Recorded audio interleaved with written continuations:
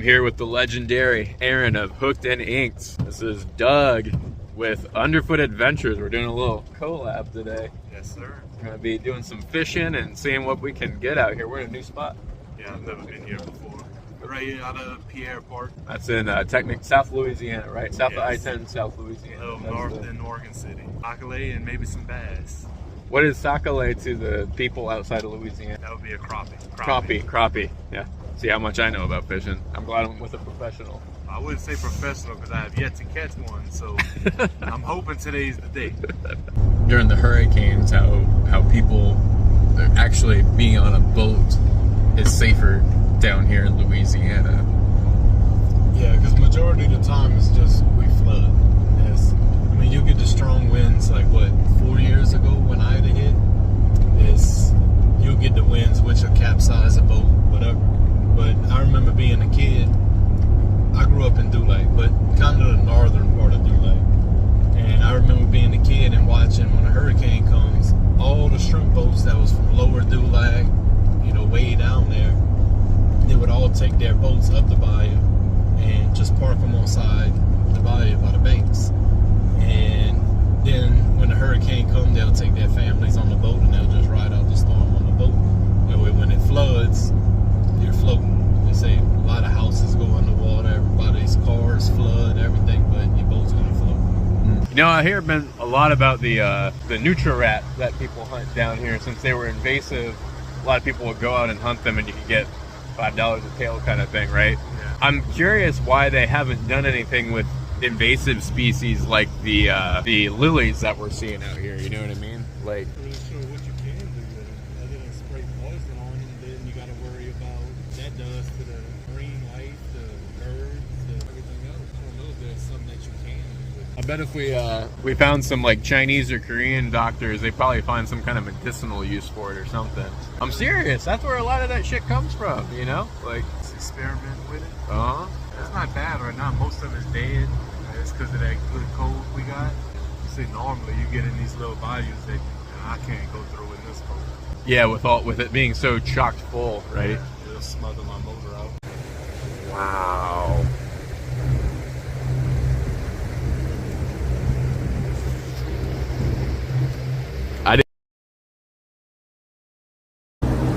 Avoca Island Cutoff, Grand Bayou. What's that about Louisiana? Louisiana is the only state that you can own a bayou. You can own a body of water. So somebody owns like this water that we're driving through right They now. can. If it's more private canal, you can get in trouble for going down there. No shit. Which is, from what I read up, it's something from the 1800s, some kind of land deal. And any other state you can't own water. It flows freely. If you can ride in the boat in it, you can go through it. Louisiana is the only state that you can't. They can block off bayous. They can block off things where you can't go through it. Or if you are in it, they'll tell you to get off. Water trails. Oh. I guess people ain't gonna be hiking too much on this trail, huh? Your trash fish goes to more of the hardhead catfish. You got those ladyfish, you got bluefish, you got shad. With shad and mullet, you're not really gonna catch those on a hook. So you really won't consider that trash fish. It's more of a bait fish. That's all you use it for, really. But you do, well, I say that, but there are people that do smoke mullet. That's a big thing. Not really down here, but more, I guess, I'm not going to say up north, but just kind of border Dixie Mason line type of thing. It's smoke mullet. That's their thing. So I'm going to Biloxi already and saw it on the side of the road. People with signs, smoke mullet for sale. I'm just saying. Yeah, I guess maybe some of them are like harder to clean too, and that might be like why people don't want to fool with it if it's like a real. Well, yeah, because you also got the Asian carps. Okay, they have a lot of them down here. There's so many bones in those carp that it's pretty much pointless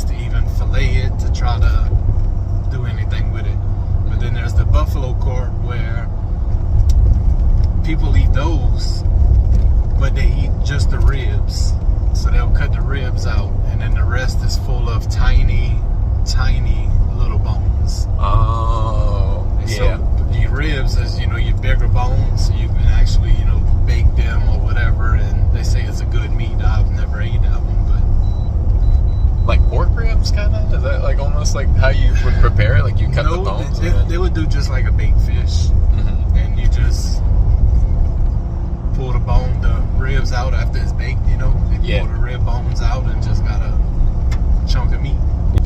When I was over in China, that was like one of the sayings that local people, when I was over there, like they have a saying, they say, don't talk while you're eating fish.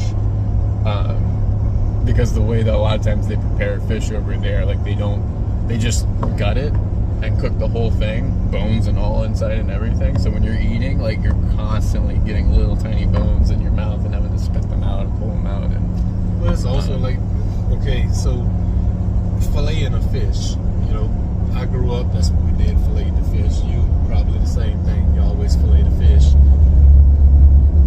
The old man I used to work with, now he's got to be about 75 now. His dad has never filleted a fish.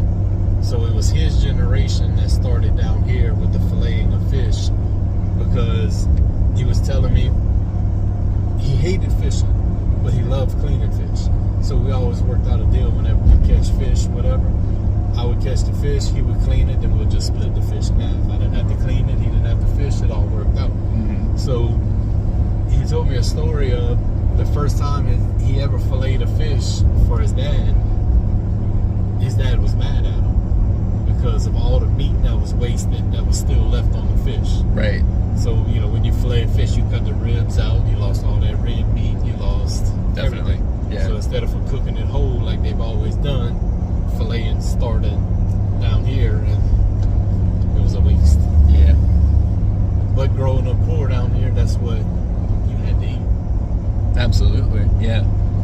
Yeah, that makes sense from like a generational standpoint, right? They were probably a lot more like conservative in how they would use the meat that they got, and kind of use all the bones or make broth with it afterwards or something like that. There was no waste to anything. Yeah. They say nowadays everything's wasted. But back then, is whenever this is all you had, that's what you had to do. And they say like his family was all shrimpers, you know, crabbers, fishermen, would catch oysters. Mm-hmm. And he always told me, he's like, he said the first time he met a real, and way he's a, I guess you could say he was Creole.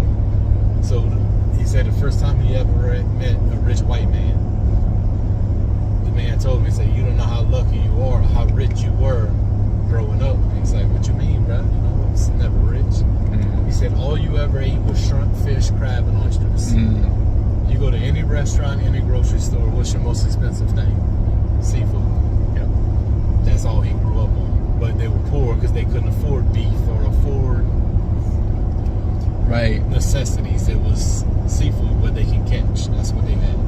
It's funny how that's kind of like the inverse down here, right? That like seafood is like so accessible and affordable versus like really anywhere else. Like when I lived in Alabama, like you're paying an arm and a leg for some frozen crap that's just like, it doesn't taste good. It's not the same as like driving down 311 and like, oh, there's a guy with a cooler on the side of the road, let me get a couple of pounds off of him, you know. And it's like, well, it's so nice down here is that you can take your car and go to Dulac or go to Cocatry or any of the bayou parish, the bayou cities like that, and just throw your cast net and catch shrimp. Mm-hmm. You want to put shrimp in your freezer, just go throw the cast net off the side of the road. I say you don't need a boat, you don't need whatever, a basic fishing license and a cast net.